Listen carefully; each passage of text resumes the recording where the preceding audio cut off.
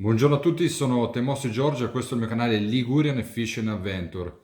Prima di iniziare questo nuovo video volevo ringraziare tutti gli iscritti al canale, tutte le persone gentilissime che spesso e volentieri mi scrivono, incontro nelle mie battute di pesca, si presentano, facciamo delle chiacchierate, parliamo di pesca non solo, quindi un grazie a tutti voi e mi raccomando continuate a iscrivervi al canale.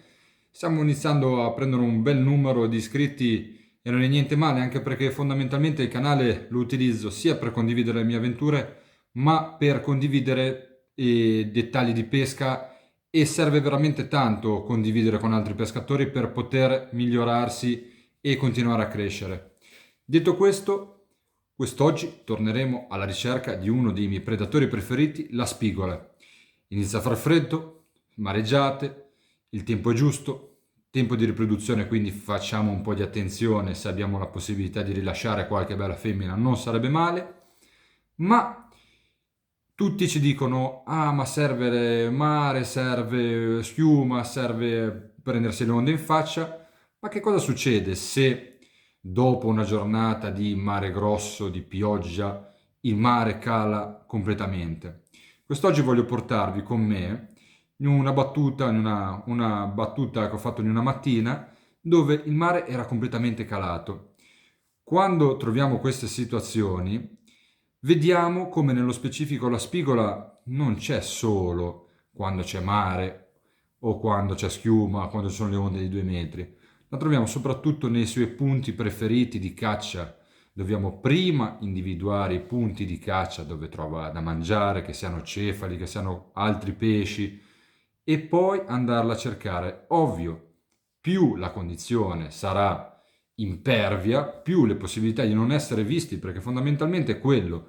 Il mare grosso toglie un po' di malizia alla spigola che nel mentre si anche attiva di più per andare a cercarsi il mangiare.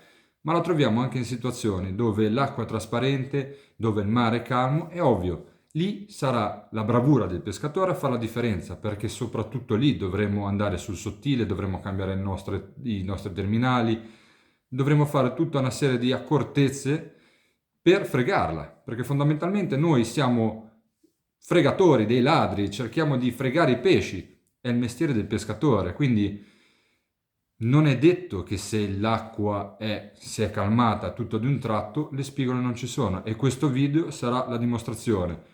Dovremo semplicemente adattarci, cercarle con più malizia, riduciamo i terminali, tanti ho sentito uno in particolare mi ha detto ma ho utilizzato il cavetto d'acciaio, non stiamo cercando un pesce che taglia la lenza, qua stiamo cercando un pesce che fondamentalmente è pigro, non vuole spostarsi, quindi lui sta lì, anche vicino ai cefaletti dice ma io sto qua, non mi faccio vedere, poi quando ha fame li aggredisce. Quindi cerchiamo i punti dove può andare tranquillamente a caccia senza fare delle gran sfaticate e andiamo lì a cercarle. Quindi, tornando a noi, vedremo una battuta un po' diversa. Tanti di voi diranno, ah ma non è surfcasting. Non è un video di surfcasting, è un video di ricerca alla spigola, che non c'entra assolutamente niente. Ma con mare particolarmente calmo, una situazione molto particolare che vi invito a provare. Deve piovere particolarmente tanto, l'acqua deve essere torbida e ovviamente magari cercate di prendere un picco di bassa, di alta marea, cercatevi dei punti dove sapete che questo predatore gira e provateci. Riducete i diametri dei vostri terminali e vediamo un po' come funziona. Detto questo, vi invito ovviamente a non scimmiottare nessuno. Non è che se qualcuno non vi fa vedere la montatura, non riuscite a pescare. Provate a sbatterci la testa. La pesca è anche questo. Fare tentativi finché non arrivate al vostro modo di pescare, al vostro modo di fare, che è molto anche più bello, cioè molto più vi farà sentire anche meglio come pescatori, perché non avrete copiato nessuno, avrete preso spunto, ma avrete fatto la vostra strada. Detto questo, sono quasi 5 minuti che parlo, quindi vi lascio a questo nuovo video e vi invito nuovamente a continuare a seguire le avventure e a iscrivervi al canale. Buon video!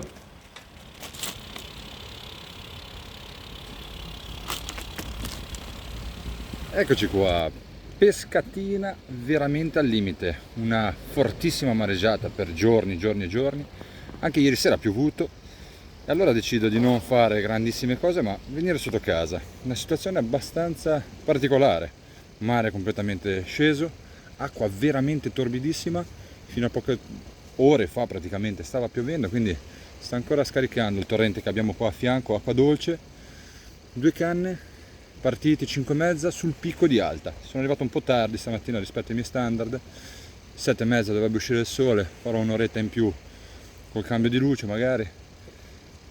Mare che sembra calmo, in realtà c'è sotto un pochettino di corrente, acqua torbida, bello gonfio, siamo veramente al limite, quindi vediamo, potrebbe non uscire assolutamente niente vista la condizione di piattume, per di più abbiamo anche un porto davanti che ripara ancora di più la situazione che c'è fuori, ma le sorprese sono dietro l'angolo. Negli scorsi giorni è anche scesa la temperatura, siamo intorno agli 11 gradi, ho 2 felpe sotto, sto anche sudando come non so che cosa perché pensavo facesse freddo, in realtà senza vento comunque è sopportabile. In ogni caso 5 e mezza si parte.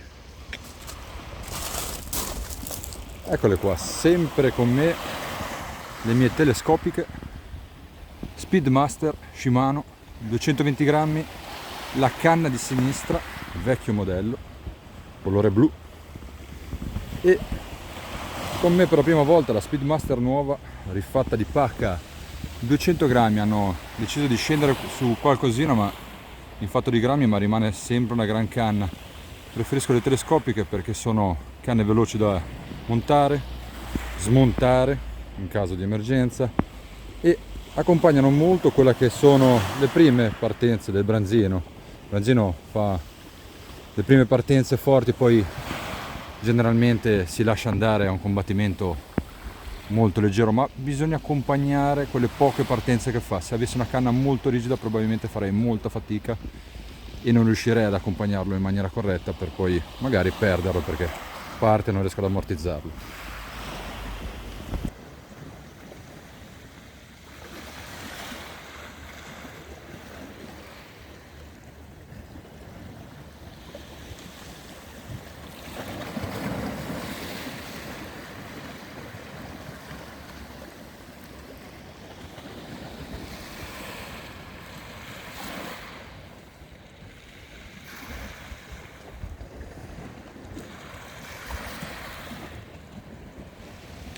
Da poco passate le 6, una pace surreale. In uno spot come questo che è molto riparato, metà novembre, completamente al buio, c'è veramente un silenzio incredibile, sto cercando di fare meno luce possibile. L'acqua è gonfia ma è molto calmo, quindi se passerà qualcosa sarà molto sospettoso questa mattina.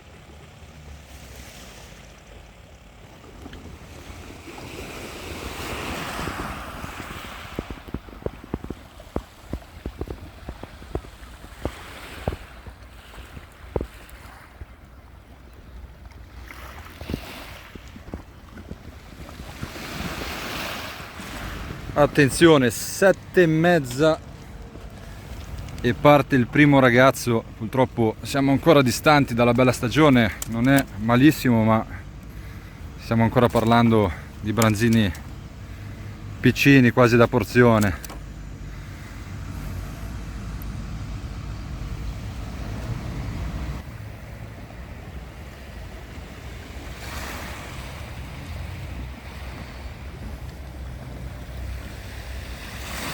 Passano pochi minuti, un'altra tocca, questa volta ha avuto la meglio, possiamo vedere classica ciucciata da questa parte, il branzino lo prende in bocca, lo tira e a volte non ci resta. Eccoci qua, sono le 8 meno un quarto, generalmente appena fa luce io me ne vado, ma questa mattina sono di festa, di conseguenza tirerò ancora un'oretta, forse anche di meno. Mi spiace un po' per branzinotto che non è gigantesco ma quello che passa al convento dopo 6 battute di sbagli tecnici, capotti, mareggiate. Non è semplicissimo in Liguria, non è semplicissimo tenere vivo, tanti mi chiedono come si fa, bisogna impegnarsi e sperimentare. Questo è quello che posso dire. Adesso per l'ultima oretta ho cambiato 2 cefaletti su 3 per avere tutte le canne ben piazzate, belle pulite, nuove, e si riparte.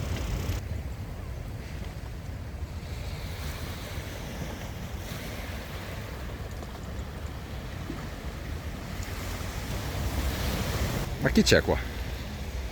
Riusciremo nell'intento di fare coppiola Branzino Cormorano questa mattina, realizzare questo sogno pornografico, Branzino e Cormorano con le patate al forno? Guardate che animale sparito nel buio dell'acqua torbida verso nuove avventure. Lui sì che è un vero pescatore, non come noi.